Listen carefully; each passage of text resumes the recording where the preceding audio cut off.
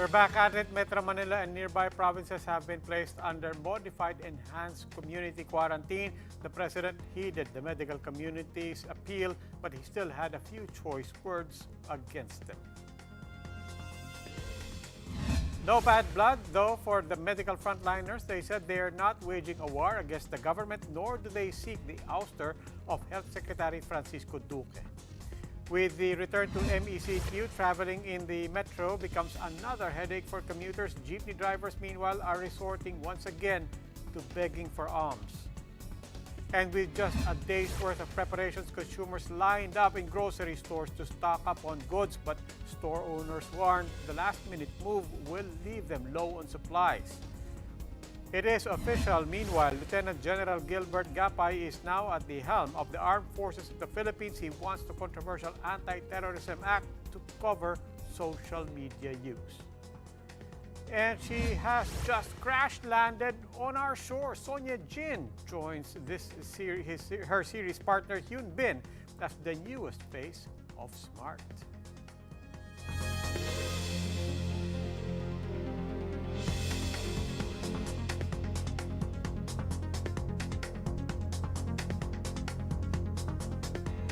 We begin tonight with President Rodrigo Duterte heeding the call of the medical community for a timeout. He has agreed to place Metro Manila and nearby provinces under MECQ. This, as the palace says, it is not an admission of failure. Maricel Halili tells us why they think this is a step in the right direction. In a late-night meeting on Sunday, the president heeded the call of medical frontliners for a timeout. He agreed to place Metro Manila, Bulacan, Cavite, Rizal, and Laguna under modified enhanced community quarantine starting midnight of August 4. It follows previous guidelines under MECQ, like strict home quarantine, especially for those younger than 21 years old, those above 60 years old, and those with immunodeficiency, comorbidity, and other health risks. Individual outdoor exercise is limited to walking, jogging, and biking. No gatherings of more than 5 attendees. Suspension of public transportation, including domestic flights, inter-island travels, and motorcycle backriding. Some industries will have to close shop again, like barbershops, salons, gyms, and small-scale construction projects. No more dine-in services as well, as restaurants will only be allowed for delivery and takeout services. Presidential spokesperson Harry Roque said that the government will not release new quarantine passes. Instead, the validity of IATF IDs will be extended. Despite reverting to MECQ, officials insist the country is not losing the battle against COVID-19. Pagka po medyo tumataas po yung mga kaso, ang gagawin po natin yung hammer. Habang mababa po ang mga namamatay, tama po ang ginagawa natin. At tingin ko po, papunta tayo sa tamang direksyon at tayo nag-MECQ. While the president, in his public address, acknowledged the role of medical frontliners, he also scolded those who air their complaints. Do not try to demean government. You are not actually criticizing. You demean by government, your own government, by just going ahead. At saka takutin ng revolusyon. Bayan man natin ito. Gusto ninyo, sirain natin. Start it now. To send a message na without giving government a chance.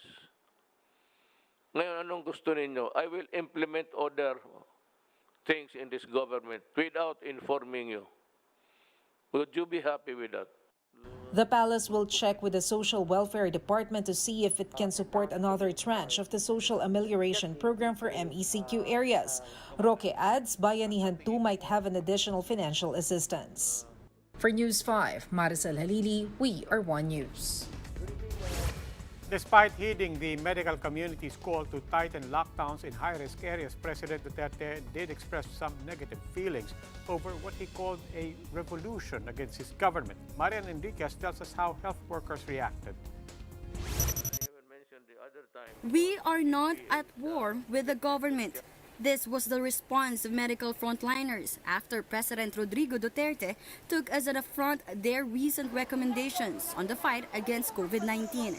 After recognizing the exhaustion of health workers, the president in a briefing Sunday night changed his tone, slamming them for going public with their concerns instead of coursing it through the formal channels. Despite government implementing a lower-level lockdown than what they hoped for, Philippine Medical Association President Jose Santiago Jr. said this is still a welcome development.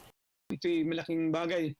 Itong 2 weeks, although it's very short, but it's very long for us since we're going to take a lead time for us to really slow down the transmission of virus. Santiago added that they are one with government in fighting the pandemic. Wala po kami ibang iniisip po kundi makatulong at makipag-collaborate po sa DOH ITF. No? Ito po yung aming pangako sa inyo. Kami po ay tutulong sa namang hakbangin nyo. Philippine College of Physicians Vice President Maricar Limpin also denied any bad blood with the government. We are not even criticizing the government. Hindi ho kami nagko-complain. In fact, nagbibigay ho kami ng solusyon sa gobyerno. Healthcare professionals raised concerns over the shortage of health workers, as well as a much-needed improvement in contact tracing and quarantine methods, as well as the delays in the distribution of cash aid, among others. And that is also the reason why, kung napansin ninyo, we are calling for one lead agency that will actually lead everyone. The group also clarified that they are not seeking the removal of Secretary Francisco Duque as health chief. However, the PCP says they do want to see better leadership from the DOH. For News 5, Marian Enriquez, we are One News. The Philippine College of Physicians says they are not calling for a revolt. PCP President Dr. Mario Panaligan said they never threatened to abandon patients if the government does not meet their demands. He also said that there was no intention to humiliate the administration's efforts in fighting the pandemic and that they just wanted the DOH and the IATF to give healthcare workers a fighting chance. For their part, the Health Department said they are not out of touch with the concerns of healthcare workers. Health Undersecretary Maria Rosario Vergere said the DOH hears their concerns and that they are in constant dialogue with medical societies. Tayo po ay nadidinig po natin sila. Kaya nga po nagkaroon tayo ng mga iba't ibang interventions, katulad po ng mga emergency hiring, katulad po ng pagpapalawak o pagpapa-expand ng units of the hospitals kasi po nakikita po natin nahihirapan na po sila. Tayo po ay bukas ang kagawaran dito po sa mga ganitong mga rekomendasyon at hinanaing, kinakausap po natin sila. There are now more than 106,000 COVID-19 cases in the country. More than 3,200 new infections were reported today, with some 80 cases removed from the total case count. There are still 38,000 active cases in the country. The Philippines now ranks 25th in terms of infections worldwide. That is based on the World Health Organization's COVID-19 dashboard. 46 more Filipinos succumbed to the virus, pushing the COVID-19 death toll to around 2,100. The DOH is also reporting 275 new survivors. That brings the total recoveries to more than 65,800. The return to MECQ in Metro Manila and nearby provinces might reduce projected infections by as much as 50,000. Researchers from the University of the Philippines said it will significantly slow down the virus transmission rate. The group projected that COVID-19 cases in the country could reach 220,000 by the end of August if the NCR had remained under GCQ. Kung magtutulungan tayo, ang taong bayan, ang private sector at ang gobyerno, lalo mapaigting ang T3, mas mataas pa ang kasong masisave natin. So ulitin ko, 220,000 ang amin estimate projection sa August. Pero dahil nag-MECQ tayo, bababa between 50 to 70,000 ho ang bagsak ho, minus doon sa mga bagong kaso. Let's pause for a short break, but when the big story returns, several businesses which have just recently opened are facing closure yet again as a number of areas return to MECQ. Jeepney drivers likewise are left clueless as to how they will survive the next 2 weeks. And the newly minted AFP Chief of Staff wants the use of social media to be regulated under the Anti-Terror Act. The details after the break.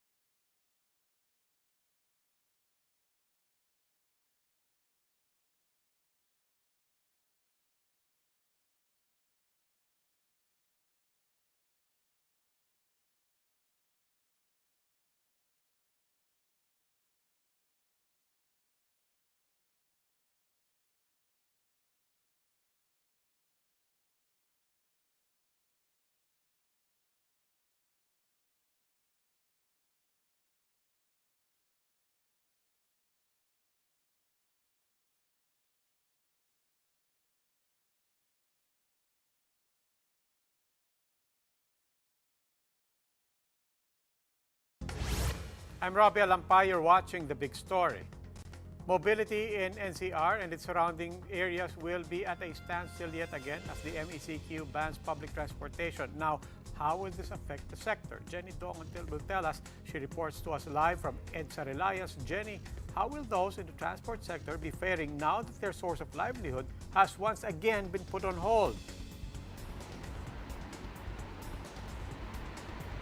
Robbie, it's same old brand new problem for transportation sector as Metro Manila and surrounding provinces return to MSCQ. For most jeepney drivers we talked to earlier, they are again worried about how to survive another period with no source of income. But just like everybody else, they have no choice but to comply.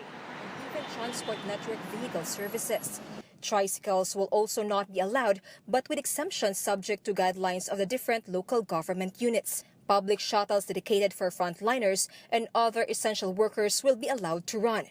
Company shuttles, bicycles, personal vehicles, motorcycles with no back rides, and e-scooters, meanwhile, are allowed. For jeepney drivers like Jude Rencio, the uncertainty in their livelihood is adding to the anxiety.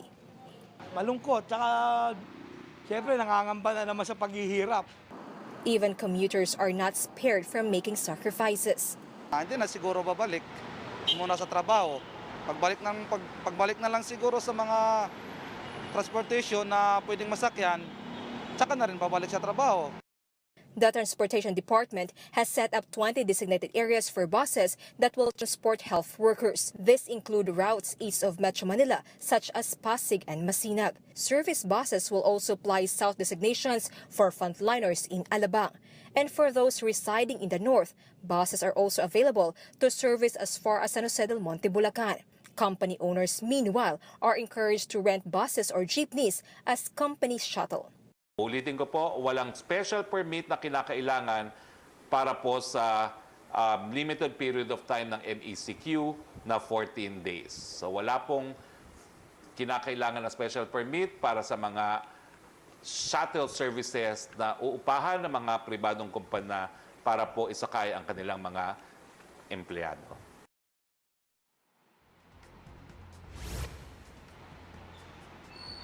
Robbie, National Task Force Chief Implementer Carlito Galvez said that the task force will meet Manila mayors tonight to discuss concerns on the implementation of MECQ in the region, which will start tomorrow. Robbie. As Metro Manila and nearby provinces revert to modified ECQ, community checkpoints are also back. Joint Task Force COVID Shield has ordered all police commanders in the capital region as well as in Bulacan, Cavite, Laguna, and Rizal to set up more checkpoints, especially in city and municipal borders. The government is reminding the public that quarantine passes are required in areas under MECQ. MECQ, meron na rin tayong mga checkpoints sa mga boundary ng mga lungsod pati ng mga munisipyo para masiguro natin na only those allowed. Meanwhile, domestic flights in and out of Manila are also suspended. The Manila International Airport Authority is calling on local air carriers to inform their passengers for rebooking instructions. Train and bus operations are also suspended over the next 2 weeks. These would include LRT lines 1 and 2, MRT 3, and PNR. Operations of the Parañaque Integrated Terminal Exchange, or PTEX, will likewise be suspended starting Tuesday. And motorcycle backriding is once again banned. The PNP Highway Patrol Group says this applies even to married couples and common law spouses. Yung sa motor po, kasi po dapat 50% lang po yung capacity na allowed. So sa motorcycle, isa lang po yung allowed talaga. Bawal na naman po yan, sir. And many people have started stocking up a day before the MECQ. Grocery store owners aired out that supply is now running low. Dean Olivario tells us how they and other business owners are planning to cope. On the eve of Metro Manila going back to modified enhanced community quarantine, Benjamin Flores made sure to stock up on food good for 2 weeks. He wants his family to stay indoors in the coming days as COVID-19 cases continue to spike. I'm afraid that I may not able to buy this commodity by tomorrow. Dahil MECQ na eh. I'm trying to save my my life so that I can able to I like to live longer. It's no surprise that customers rush to grocery stores a day before the MECQ. But for Stephen Kua, president of the Philippine Amalgamated Supermarkets Association, they might not have enough supply as the move was rushed. Definitely, we will run out, and if we source from our non-regular sources, tataas ang halaga ng mga bilihin. Kua said they may have to make adjustments, like limiting the number of items to be purchased and arranging housing for employees to ensure sufficient manpower. Kailangan maghanap ng bed space na nearby, and they have to get their clothes, and today, hindi sila handa, I'm sure. Other business sectors that were recently allowed to operate under GCQ will not be allowed to operate temporarily in the next 15 days. These include dine-in restaurants, barbershops and salons, and the recent additions including gyms, review and testing centers, other personal grooming shops, and internet cafes. Grooming shop owner Juan Banal can't help but be frustrated that he has to close shop again. While he understands the plight of healthcare workers, he said there should also be a plan for struggling small and medium enterprises who also have employees to support. I think we always have to consider also the small, medium-sized enterprises that is making a huge portion, contributing to the huge portion of our economy, our GDP. And I think we really need help from the government. Trade Secretary Mon Lopez hopes the break will give businesses time to comply with health standards once they reopen. For News 5, Lynn Olivario, We Are One News. There is a new AFP chief in town. Lieutenant General Gilbert Gapay has formally assumed position as the Chief of Staff of the Armed Forces of the Philippines. He replaces General Filimon Santos, who had reached his mandatory retirement age. During the turnover ceremony, Defense Secretary Delfin Lorenzana said Gapay already has a big challenge up ahead. He has some tough months ahead. As much more is now expected of the armed forces in controlling the pandemic in the country. At the same time, also leading the AFP in its traditional job of fighting the enemies of the state, like the communist insurgency and terrorism.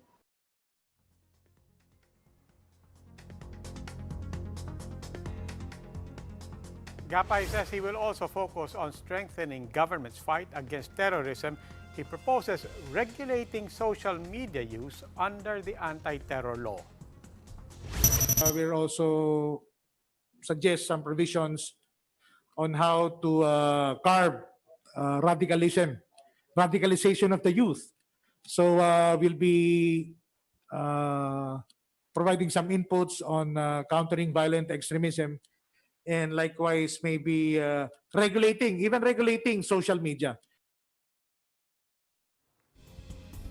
Now, coming up on Big Story, Seri is seriously smart. See what I did there? Sonia Jin of Crash Landing on You fame is Smart's newest ambassador. How do I know it's meant to be?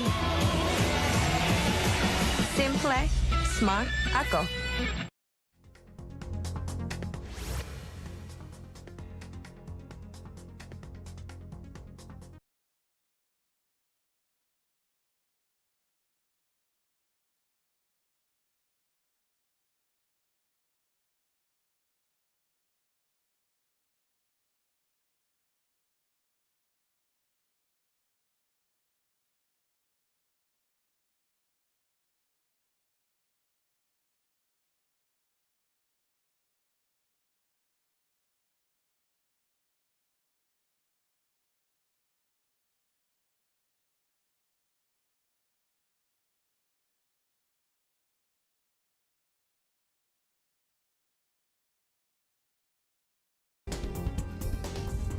This is the Big Story. I'm Robbie Alampay.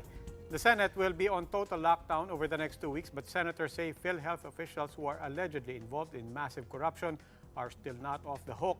How will they go about with their proceedings? Mayan Los Baños will tell us. Senator Cynthia Villar received a beating online over the weekend. The lawmaker was asked in a radio interview if she was in favor of the medical community's call for Metro Manila to return to ECQ. Her response, there's no need, as it will worsen the economic situation. Villar later on clarified that she was not referring to health workers, but to the Health Department and PhilHealth, adding that there is so much room for improvement in the government's response to the crisis. Her colleagues, however, were quick to heed the frontliners' call. Senate President Tito Sotto decided to implement a total lockdown, which means Senate employees need not report to work until August 18. I thought it best that to show our concern, to show our support to our frontliners who have been in this forefront since February. Senators decided to just suspend the session instead of adjourning so that they can convene if ever there are emergencies in the next 2 weeks. Senate President Soto meanwhile said that the scheduled hearing of the Committee of the Whole on the alleged massive corruption in PhilHealth will push through tomorrow and will not be affected by the enhanced community quarantine being implemented in the Senate for the next 2 weeks. Soto wants the top officials of PhilHealth to be physically present in the hearing, including retired General Ricardo Morales, the witnesses, and the whistleblowers.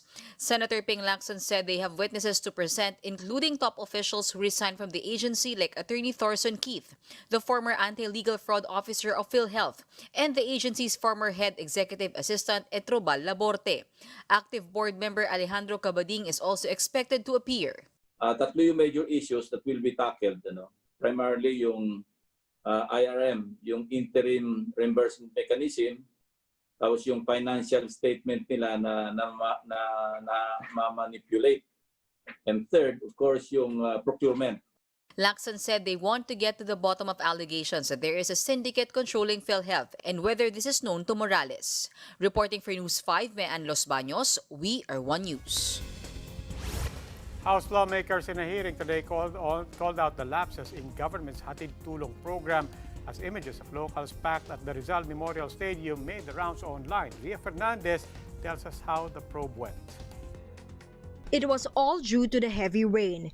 This is Presidential Management Staff Assistant Secretary Joseph Encabo's defense as to why the Rizal Memorial Stadium was brimming with stranded locals. When the technical working group convened and decided to cater them a day before the implementation, unfortunately, we were hit by a heavy rain.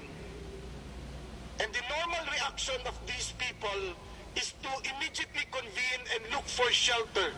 Speaking before a House hearing on the government's Hatid Tulong program, Encabo, the initiative's lead convener, vowed to fast-track the return of about 7,000 locals to their home provinces. But with Metro Manila and nearby areas reverted to modified enhanced community quarantine, add to that the weather, he said it will take time. While most lawmakers were willing to make considerations, Deputy Speaker Dan Fernandez questioned how authorities screened LSIs for COVID-19. That comes after 48 individuals are still waiting for their swab test results after the rapid test returned positive. An LSI was also allowed to travel without getting tested, only to test positive upon reaching his hometown. Dito po kasi nung panahon ng SONA ay magkasama tayong dalawa. Nag-swab test. Parang nag-swab test sa umaga. Kinabukasan, nakuha na namin yung result eh.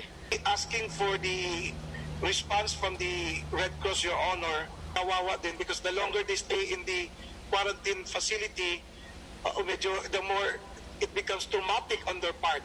Anak Kalusugan Party List Representative Mike Defensor pinpoints the program's organizational structure. Encabo explains that the Presidential Management Staff acts as the lead convener of the program, with partner agencies like the DILG, DSWD, DOH, and DOLE. Sabi niyo nung umpisa ninyo that you are all of equal footing and no one is the head of the task force. Baka po yun ang napakalaking problema natin. I think we need to put up primarily yung head agency na mag-head sa task force para po yung command responsibility na tinatawag po natin. At at the same time, para hindi po, alam po natin kung sino po yung talagang tatanungin sa mga problema. Lawmakers also discussed the possibility of disclosing the names of the people who tested positive for COVID-19 for public awareness. Some of them also want the mandatory use of the StaySafe.ph app for easier contact tracing. For News 5, Ria Fernandez, We Are One News. The second Hatid Tulong Grand Send-Off had assisted more than 6,400 stranded individuals in Metro Manila. The initiative has provided them free transportation, rapid testing, and cash allowance from the DSWD. Most of those stranded passengers were overseas workers abandoned by their agencies and other workers who were left unemployed due to the pandemic. MMA action continues as Thai fighters headline the next editions of One Championship No Surrender. The next two cards will take place behind closed doors in Bangkok, Thailand. One Championship No Surrender 2 will be broadcast and streamed on August 14, while No Surrender 3 will be on August 21. Don't miss the action on One Sports and 5. And The Secret is finally out. Crash landing on new star Sonia Jin joins her co-star Hyun Bin as the newest endorser of Smart Communications. Sonia Jin was unveiled as the new face of Smart Signature in the latest ad posted by the telco. Previously, Smart introduced Hyun Bin, who played Ye Jin's love interest in the hit Korean series, as its Giga Life endorser in June. This left many Chloe fans hoping that the K-drama couple will visit the Philippines soon. How do I know it's meant to be? Simple, smart, ako. And that wraps up today's big story. Catch us again tomorrow, 8 p.m., Signal Channels 8 and 250. Please like our Facebook page, One News. For more in-depth analysis, visit our webpage, onenews.ph. You can also catch One News on the Signal Play app. Register for our free account now at signalplay.com and stream One News live anytime, anywhere. I'm Robbie Alampay. We are One News. Good evening.